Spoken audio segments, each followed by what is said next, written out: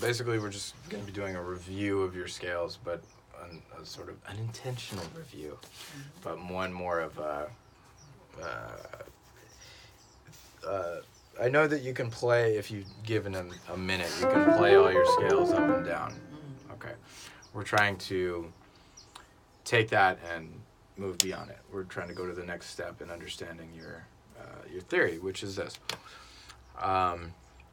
Basically every day, pick 3 keys. You know, you could have your circle of fifths or whatever, or just, you know, you could do it chromatically. I don't care, but just cycle through all of them. So, you know, if you do the first these 3 one day, then do these 3 the next day, et cetera, et cetera. And after 4 days, you'll get through all 12, right?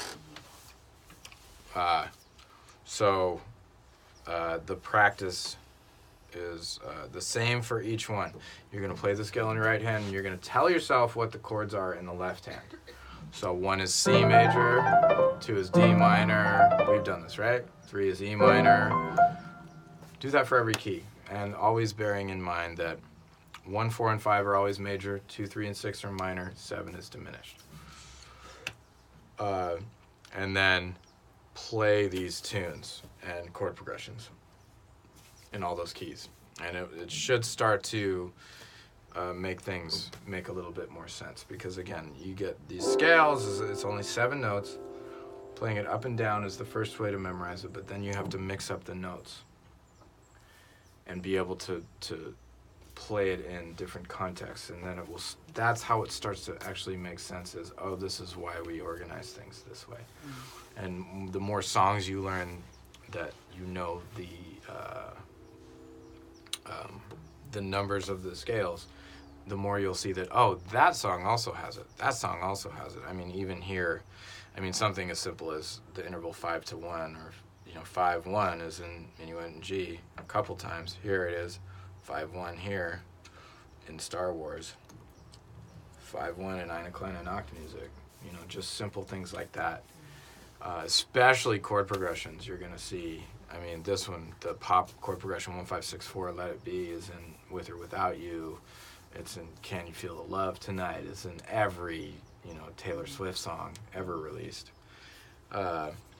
So it starts to demystify. You start to see it and hear it, identify it, and reproduce it at will. And again, the problem with piano is you have this landscape that you have to deal with. So a 1-4-5 progression in C major looks completely different than a 1-4-5 in G flat major. But you have to memorize what those things look like and get it under your fingers, as we say in the biz. And then the only other thing I want you to do as an exercise to review, because you really need to review this, is, okay, the 2 main types of chords, major and minor. All I want you to do, and remember, on the inside of the piano it's just a line of hammers. On the keyboard it looks different, but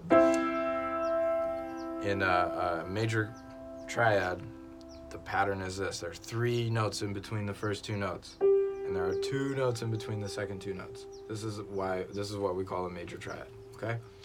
We're talking about the interval. Remember, the intervals are building block. The interval is a space between 2 notes. So you're going to play all your major chords, all 12 of them. Just play them up, and then play them down. There's only 12. And then you'll start to memorize what they look like. Then we're going to do the opposite, which is 2, 3, minor.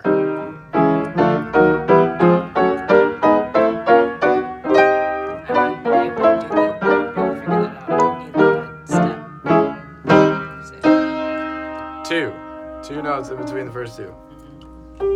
1, 2, 3 notes in between the second 2. So anywhere you start, A flat, 2 notes, and then you count 1, 2, 3, 3 notes. You know without a doubt it's a minor chord, okay? When in doubt, Google it, and then they'll give you something like this. Because it's all lies!